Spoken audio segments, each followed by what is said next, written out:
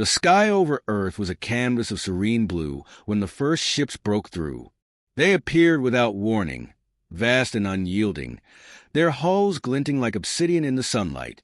For a brief, surreal moment, the world watched in stunned silence as the alien armada filled the heavens, their geometric precision both mesmerizing and horrifying. Then the bombardments began. Entire cities vanished in an instant. Towers of steel and glass crumbled like sandcastles swept by a tidal wave. The alien weapons were unlike anything humanity had ever seen. Streams of energy that turned concrete to ash and oceans to vapor. Military forces scrambled to respond, deploying advanced jets and missile systems. But it was like throwing pebbles at a hurricane. The invaders operated with chilling efficiency, their tactics refined over countless conquests of other worlds. In the chaos, a young woman named Lena Morgan clutched a radio in one hand and a rifle in the other. She wasn't a soldier, but a broadcast technician, dragged into the fray by necessity. Her once steady voice, known for delivering the morning news, now relayed coordinates and desperate pleas for reinforcements. Around her, soldiers moved with grim determination, their faces set in expressions that betrayed no hope. Lena's gaze swept the crumbling skyline of what was once Chicago. Smoke spiraled into the air, blotting out the sun. Her thoughts churned, a frantic mix of fear and anger. Why had they come? Why Earth? A crackling voice came through her headset. Morgan, we're falling back to the river. Enemy forces are converging. Get out of there. She hesitated, torn between duty and survival, when a hulking figure appeared beside her. Sergeant Caleb Dorn, a man whose presence seemed carved from granite, placed a heavy hand on her shoulder. Time to move, Morgan, he said, his voice as steady as the earth itself. They're not stopping for anyone. Together, they retreated, weaving through the rubble-strewn streets. Around them, civilians screamed, soldiers barked orders, and the alien machines, a blend of angular insect-like constructs, stalked through the destruction with eerie precision. Lena felt like an ant beneath their shadow. Across the galaxy, aboard the command ship of the invaders, the alien leader observed the carnage through holographic projections. Known only as Pre-March Valter, his features were sharp and predatory, his skin a shifting hue of iridescent silver. To him, this was not a war but a reclamation. Earth's resources would fuel their empire, and its people were merely obstacles to be swept aside. They resist, said one of his subordinates, a wiry creature with translucent skin. They flail, Valter corrected, his voice a cold monotone. Their defiance is meaningless. By tomorrow, this planet will kneel. Back on Earth, the reality of their situation was sinking in. Humanity's strongest defenses had been obliterated in mere hours. The global military coalition convened in a fortified bunker deep beneath the Rockies, where the air was thick with tension. Generals and leaders argued, their voices rising and overlapping in a cacophony of despair. Everything we throw at them bounces off. They're untouchable, one barked, slamming his fist on the table. Another, a grizzled veteran with haunted eyes, countered, we need time to regroup. Maybe there's something we're missing, some flaw. As the debate raged, a lone figure stood at the back of the room, silent and observant. Dr. Elias Carr, a strategist known for his unconventional ideas, finally spoke. What if the flaw isn't in their machines, but in their minds, he asked, his voice cutting through the noise like a blade. The room fell silent. Carr stepped forward, his calm demeanor masking the storm of thoughts in his head. They're expecting strength, power, a fight they can measure and overcome. What if we give them the opposite? Something they can't predict or understand. What exactly are you suggesting, Doctor? Asked one of the generals, his tone skeptical. Carr hesitated, then delivered the proposal that would change everything. We send a team, but not our best and brightest. We send our weakest. The room erupted into disbelief and derision. Yet Carr remained steadfast, outlining his reasoning. Their arrogance is their greatest weakness. They'll underestimate anything that doesn't match their idea of a threat. We exploit that. The suggestion seemed ludicrous, even insulting. Yet as the hours dragged on, desperation made it plausible. Earth's finest soldiers had already fallen. What did they have to lose?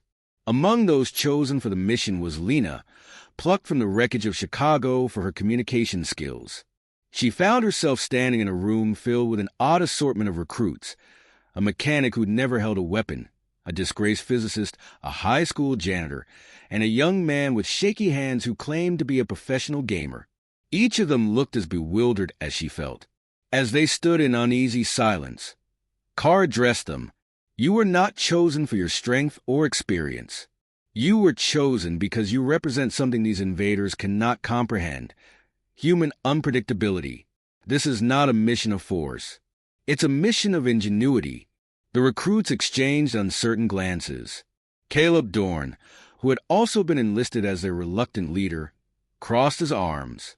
This is insane, he muttered under his breath, though a spark of curiosity flickered in his eyes. Lena took a deep breath, steeling herself. She didn't believe in this plan, didn't believe in herself, but the weight of Earth's survival pressed on her like a physical force. If this was their last chance, she'd see it through. As they were briefed and outfitted with experimental gear, more scavenged than state-of-the-art, the alien ships continued their relentless advance.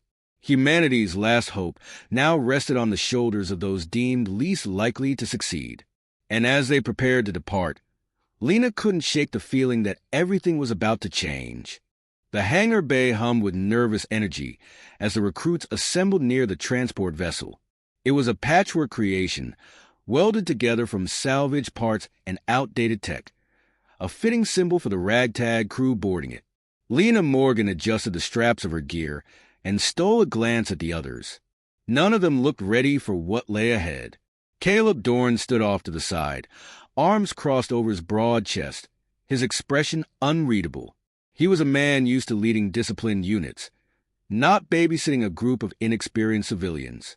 Beside him was Jonas Reed, the nervous young gamer who couldn't stop fidgeting with the holographic visor strapped to his head. This thing's supposed to give tactical readouts, he muttered, half to himself, but all I see are error messages. Next to him, Marla Finch, a mechanic with grease-stained hands and a permanent scowl, snorted. Maybe it's trying to tell you you're already doomed. You're a real ray of sunshine, Marla, Jonas grumbled, his voice shaky. Focus up, Caleb barked, his voice slicing through the tension like a blade. This isn't a field trip. The second we hit orbit, those aliens are going to know we're coming. Stay sharp, follow orders, and maybe, just maybe, we'll live long enough to regret this mission. The words hung heavy in the air. Lena swallowed hard, wondering again how she'd ended up here. A month ago, she'd been reporting traffic updates and morning weather forecasts. Now, she was hurtling toward an alien world alongside a mechanic, a gamer, and a handful of other misfits who barely knew which end of a rifle to hold. It was absurd. But then, so was Earth's entire situation. The ship's engines roared to life, vibrating through the metal floor beneath their feet. Dr. Elias Carr appeared at the base of the ramp, his usual calm demeanor intact despite the chaos around him. This mission isn't about brute force, he reminded them, his voice steady. It's about adaptability, creativity, the things those invaders can't predict. Remember that. As the ramp sealed shut and the vessel lifted off, Lena felt a jolt of fear twist in her gut. The view through the port window showed her shrinking below them, its surface scarred but resilient. She wondered if they'd ever see it again. The journey through space was mercifully brief, though every second stretched taut with tension. Inside the cramped confines of the ship, conversations were sparse and brittle. Caleb paced like a caged animal, his eyes flicking between the crew and the tactical display. Marla tinkered with a malfunctioning panel, muttering curses under her breath. Jonas sat rigid in his seat, lips moving silently as if reciting some mental mantra. Lena closed her eyes, trying to steady her breathing. She replayed Carr's words in her mind: adaptability, creativity, but they felt hollow in the face of what awaited them. She had no illusions about her combat skills. If survival hinged on clever ideas, she just hoped someone else had plenty to spare. Suddenly, a warning klaxon blared through the cabin. Caleb was at the controls in an instant. "Incoming fire," he growled. "They've spotted us." The ship lurched violently as an energy blast grazed its hull. Sparks flew from the walls, and Lena was thrown sideways, barely managing to grab hold of a railing. Jonas yelped as his visor short-circuited, the display flickering wildly. "Evasive maneuvers," Marla shouted, scrambling to the co-pilot seat. "This rust bucket can't take much more." Caleb's hands flew over the controls. His jaw clenched with focus. The ship veered sharply, narrowly dodging another blast. Lena's heart hammered in her chest as she clung to the railing, teeth gritted against the G-forces. "We're not going to make it," Jonas shouted, panic thick in his voice. "Yes, we are," Caleb snapped. "Everyone, strap in." The ship dove into a dense asteroid field, the debris providing temporary cover from the pursuing alien fighters. Marla cursed under her breath, fingers dancing across the console. Hull integrity at 50%. One more hit, and we're toast. "We're clear for now," Caleb said grimly, guiding the vessel toward the planet's surface. "But they'll be waiting for us when we land." Lena forced herself to breathe as the turbulence eased. Her body ached from the jarring maneuvers, but relief was fleeting. They were still deep in hostile territory, with no guarantee of survival. As the ship broke through the planet's atmosphere, the landscape came into view, a harsh expanse of jagged mountains and crimson skies. Strange, luminescent flora dotted the terrain, casting eerie glows across the rocky ground. Lena's stomach twisted at the sight. It was beautiful in a deadly sort of way, like a predator luring its prey. "Prepare for landing," Caleb ordered. We hit the ground running. The ship touched down with a bone-rattling thud, its landing gear sinking into the alien soil. Steam hissed from ruptured vents, and the smell of burnt metal filled the cabin. Caleb was already on his feet, barking instructions. "Morgan, keep comms open. Marla, get the ship patched up. We'll need it operational for extraction. The rest of you, weapons ready." Lena nodded, forcing her legs to move despite the weight of fear pressing down on her. She slung her rifle over her shoulder, fingers trembling slightly. Outside, the alien world loomed, hostile and unfamiliar. As the ramp lowered, revealing a swirl of red dust and strange sounds, Lena felt a strange resolve settle over her. They were outnumbered and outgunned, but retreat wasn't an option. Earth was counting on them. Jonas muttered nervously, "I didn't sign up for this." "None of US did," Marla shot back, hefting a wrench like a weapon. "But here we are." Caleb stood at the edge of the ramp, his silhouette stark against the alien horizon. "Let's show them what weak really looks like," he said, his voice low and fierce. And with that, they stepped into the unknown. The alien sky pulsed with hues of crimson and violet as the team moved cautiously through the jagged landscape. Lena's boots crunched against brittle soil that shimmered faintly under the strange light.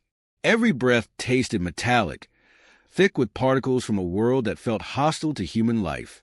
The eerie silence was broken only by the distant hum of alien machinery, a constant reminder that they were deep in enemy territory.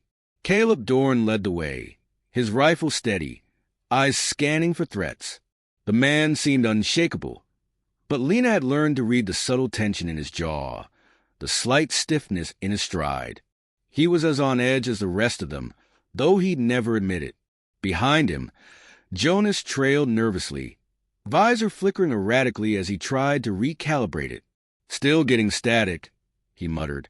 "I swear this thing hates me." "Maybe it knows you're useless," Marla said dryly, wrench slung over her shoulder like a weapon. She'd insisted on bringing it despite Caleb's protests.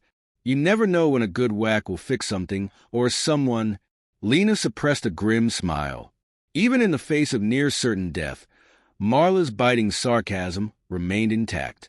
It was oddly comforting, grounding them in the absurdity of their situation. None of them belonged here. None of them were supposed to survive this mission. And yet, survival was all they had left. The landscape shifted as they descended into a narrow canyon, its walls slick with glowing moss. The path ahead twisted like a serpent, leading them toward the alien stronghold, an ominous structure of black stone and shimmering energy fields that pulsed with unnatural light. It loomed in the distance, both beautiful and terrifying. "We're close," Caleb said, his voice low. "Keep it tight." Lena tightened her grip on her rifle, though she doubted it would do much good. The aliens' advanced technology rendered most human weapons obsolete. But Carr's plan wasn't about brute force. It was about unpredictability, leveraging the one thing the invaders couldn't anticipate. "Jonas," Caleb said, nodding toward the young gamer, "you're up." Jonas swallowed hard, fingers trembling as he activated a handheld device rigged together from Earth tech and scavenged alien components. It emitted a faint pulse that rippled through the air. "If this works," Jonas whispered, "we'll disrupt their sensor grid for a few minutes, long enough to get in and plant the charges." "And if it doesn't work?" Marla asked, arching an eyebrow. Jonas didn't answer. The pulse expanded, shimmering like heat waves across the canyon. For a moment, nothing happened. Then the humming of alien drones abruptly ceased, the air falling into an eerie stillness. "It worked," Lena breathed. "Move," Caleb ordered. They sprinted toward the stronghold, boots pounding against the uneven ground. Adrenaline coursed through Lena's veins, sharpening her senses. The world around her blurred into motion. Marla's determined stride, Jonas's panicked breathing, Caleb's unyielding focus. They reached the outer perimeter, where shimmering energy barriers guarded the entrance. Marla knelt beside a control panel, her hands moving with practiced precision. Sparks flew as she bypassed the alien security systems.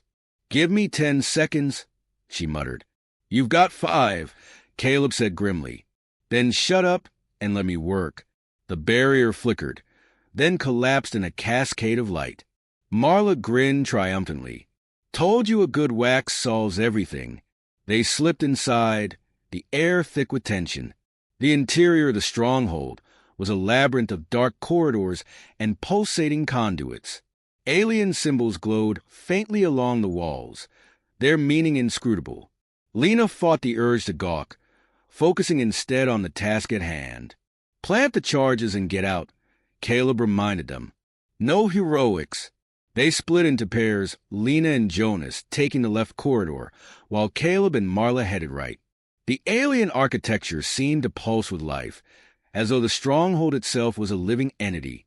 Lena's pulse quickened with every step. "Are we really doing this?"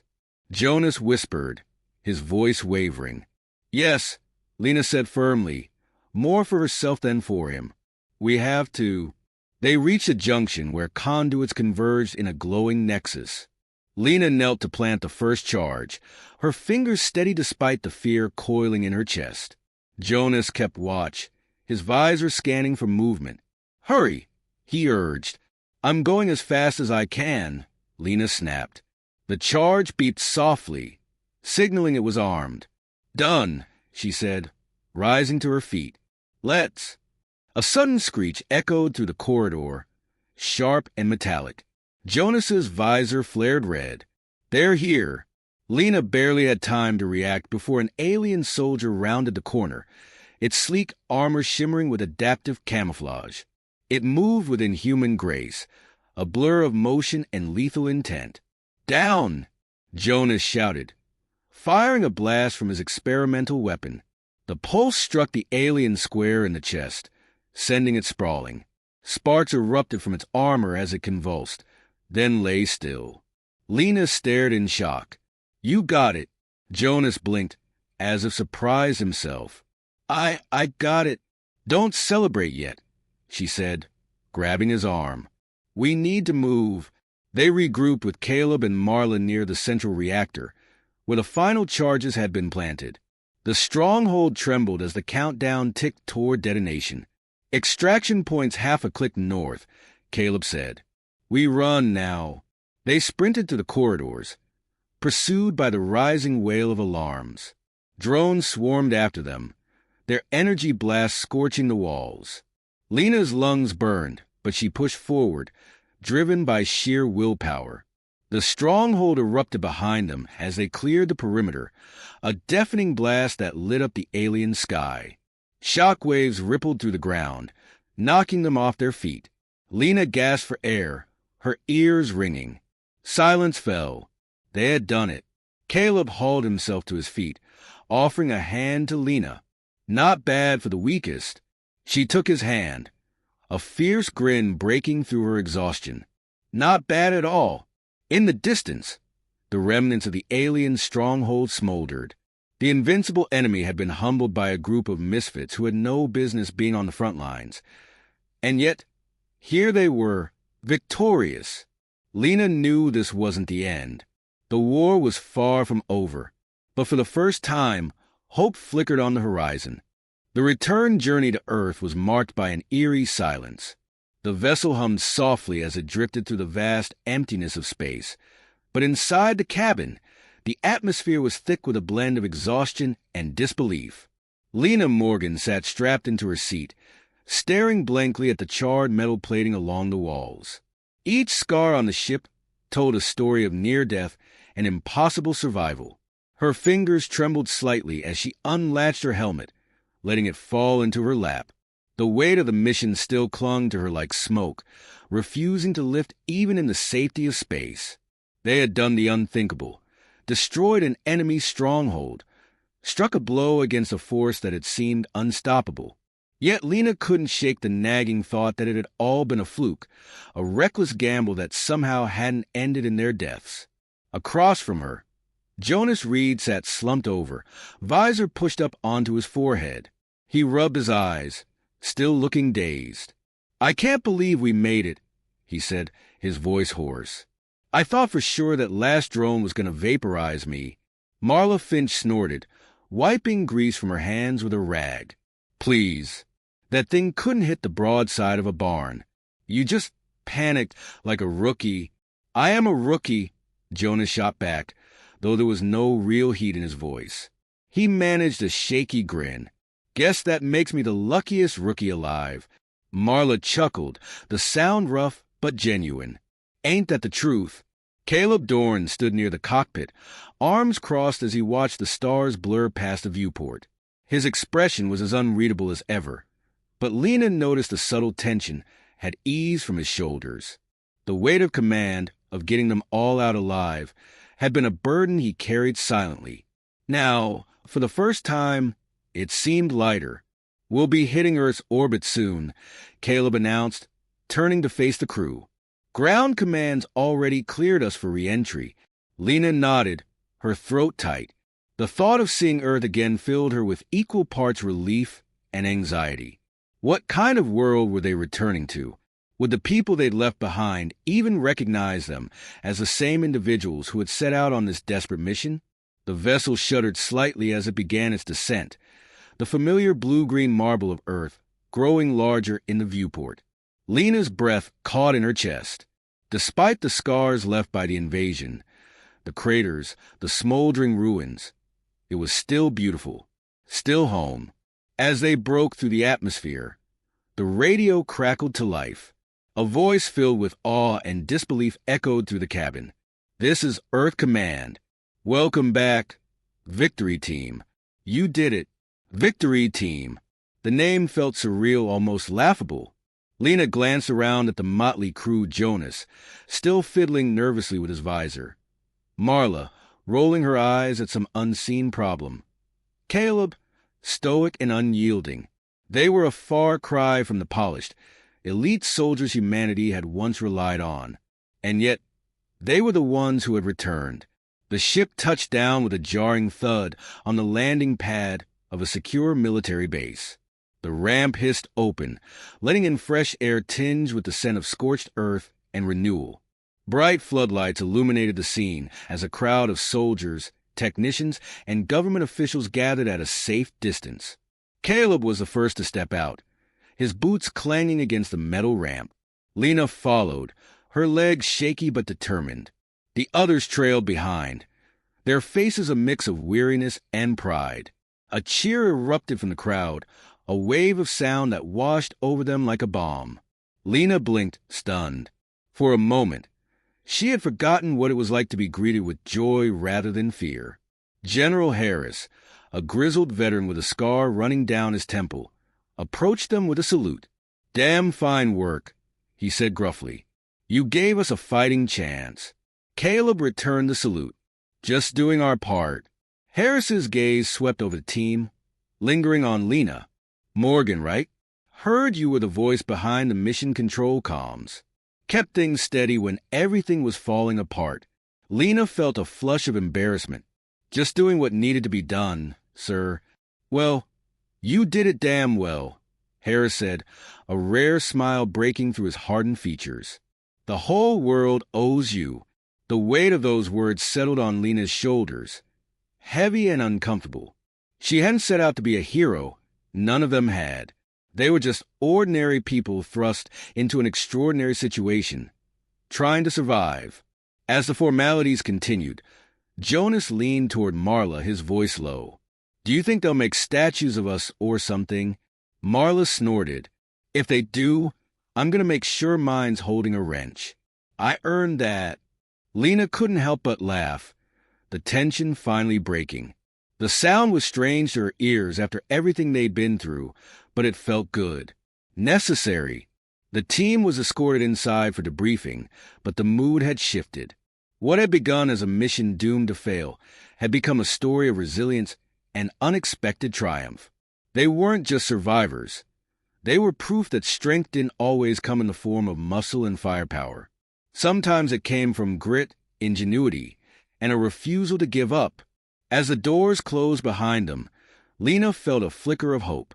The war wasn't over, but humanity had shown that it could fight back, even with its so-called weakest soldiers. And perhaps, just perhaps, that was enough. For now, they were home, and that was victory enough.